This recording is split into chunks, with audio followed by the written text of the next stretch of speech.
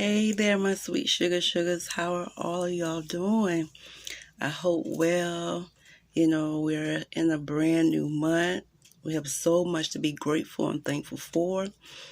Yes, thank you, August, for coming through. And thank you, Lord, for carrying us through to this new month.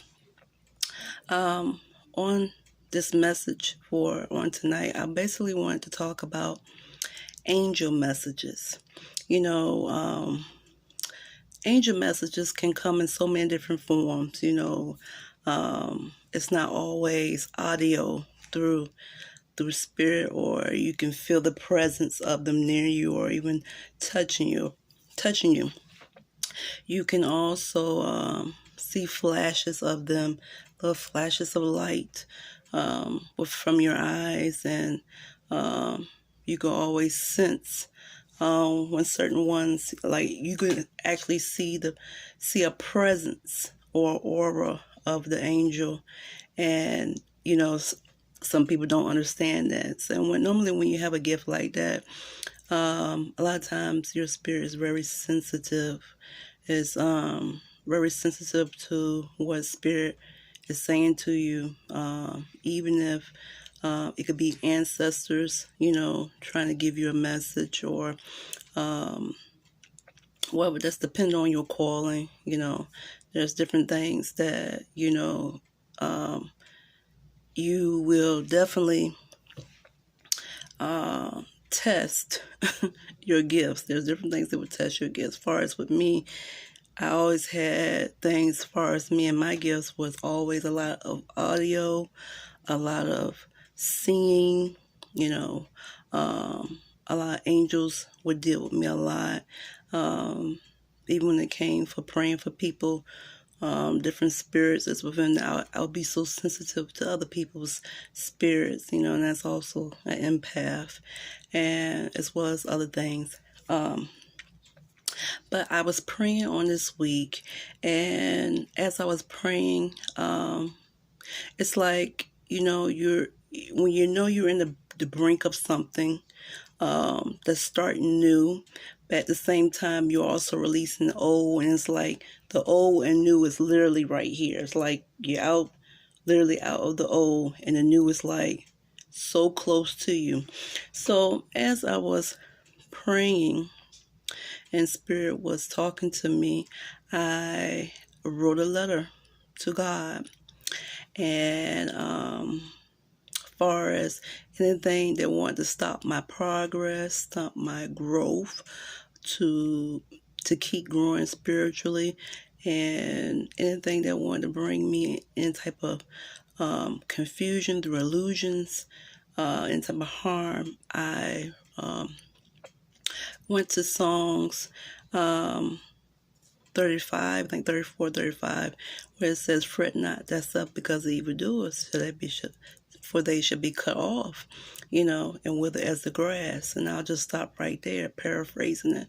And I wrote a letter concerning that no weapon that's formed against me shall prosper, because I know I have a work to do, and I have to stay steadfast, and to also be aware, spiritually aware of what is going on, and to not allow things to sway my spirit. But just as you will want to exercise the physical body, you also want to also exercise the spiritual body. And then I also went to Habakkuk, the second chapter, where it talks about writing the vision and making it plain upon a table. So I wrote a letter to God explaining the things that my heart's desire, and I prayed and just let go. And I had burned my candles and had my incense, and I just said, "Lord, I thank you. I just thank you in advance. You're just so wonderful, and you're so great."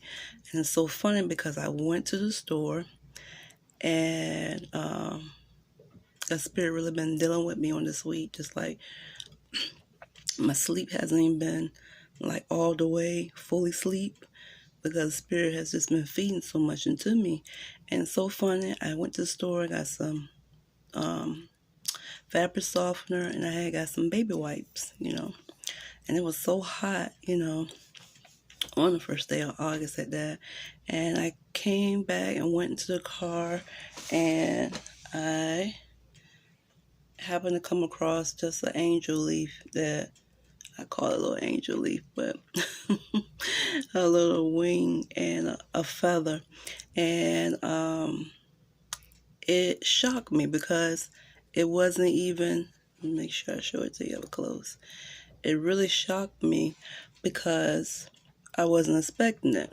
I had just got in the car. I was already hot and a little bit, and I felt myself being a little dehydrated. And when I saw the feather, it made me remind me that, you know, my angels, they're watching over me, and that I am protected, and that I am covered, and that my prayers and stuff are not in vain, and that I felt peace and I felt hope. And I just want to tell anybody out here, you know, pay attention when you pray, not just to the Creator, but for your angels and your archangels, you know, and look for signs, because there are so many different ways the angels let you know that you are aligned with spirit. Through the angels, they'll let you know when you're being aligned, and you will get messages. Sometimes they're right away, sometimes they're not, but you will definitely get a message.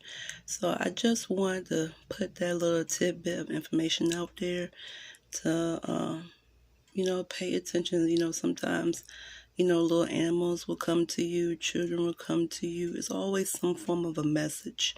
So you have to be, you know, be aware, discern, use your discernment.